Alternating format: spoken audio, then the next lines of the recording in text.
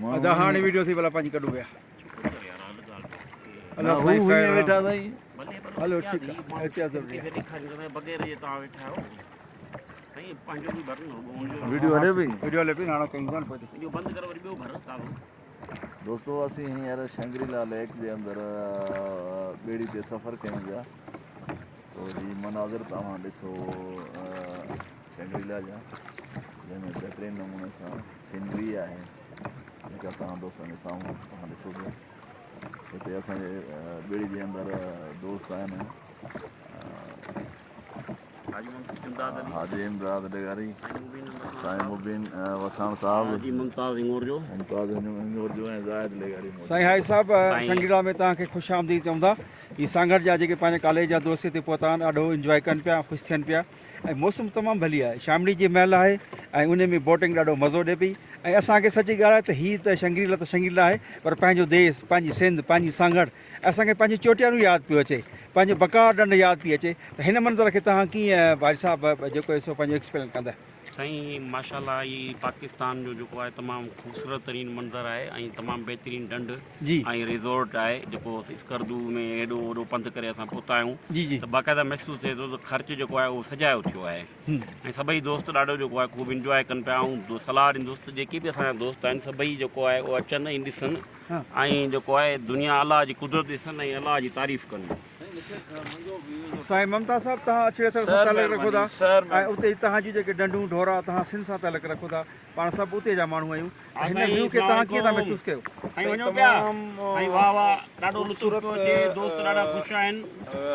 View आहे Shangrila त famous को स्पॉट आहे जी जी ऐं असांजूं बि ॾंढूं माशाल्लाह तमामु घणी ख़ूबसूरत आहिनि पर हीअ आर्टिफिशियल जॻह आहे। हा सो हिनखे ठाहे करे ऐं तमामु सुहिणे नमूने सजायो आहे, रिज़ॉर्ट बि आहिनि ऐं हिते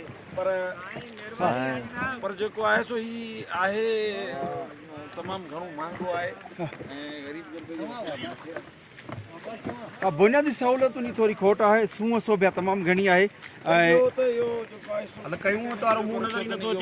महांगो आहे हिनखे थोरो घटि करे ऐं जेको आहे सो रेट हिन जा रिवाइज़ कनि न त ग़रीब माण्हुनि जे पहुच में ऐं ख़ासि करे ऐं साईं ख़ासि पैगाम ॾींदुसि साईं दीन मोहम्मद हुसैन बख़्श भेण वारनि जे लाइ त हू ॾिसनि हिनखे ऐं जेको आहे सो वरी प्रोग्राम कहिड़ो ठाहिनि घुमनि यार दुनिया ॾिसनि। साईं ज़ाहिर साहब तव्हां भला पंहिंजा व्यूज़ ॾियो पंहिंजे हिन सफ़र जे बारे में। साईं वॾो बहितरीनु वॾो मज़ो लॻो पियो आहे स्कर्दू जे अंदरि। असां शंग्रीला लेक जे अंदरि आहियूं। दोस्तनि खे सलाह ॾींदुसि बाबा घर छॾियो अचो, बाबा अची घुमो हिते छा अलाह जी रंगत ॾिसो अची छा हिते रंग लॻा पिया आहिनि। छॾियो घरनि खे अचो घुमो फिरो है भाई साहब। यहाँ पे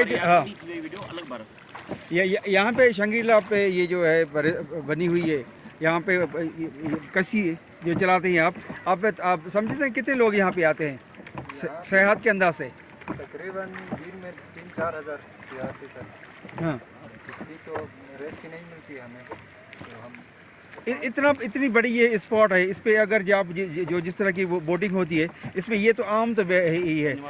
जब इसकी मोटर टाइप की अच्छी वाली बोटिंग इस पे होनी चाहिए ना, जिसमें मोटर हो अच्छी तरह आदमी उसमें चल सके, वो इस तरह का इंतजाम नहीं किया जा सकता? सर वो बात आपकी दुरुस्त है। यहाँ पे लोग सुकून के लिए आते सर, तो यहाँ इसलिए मोटर वाली नहीं रखते क्योंकि शोर शराबा ना हो। शोर शराबा ना हो। शोर शराबा।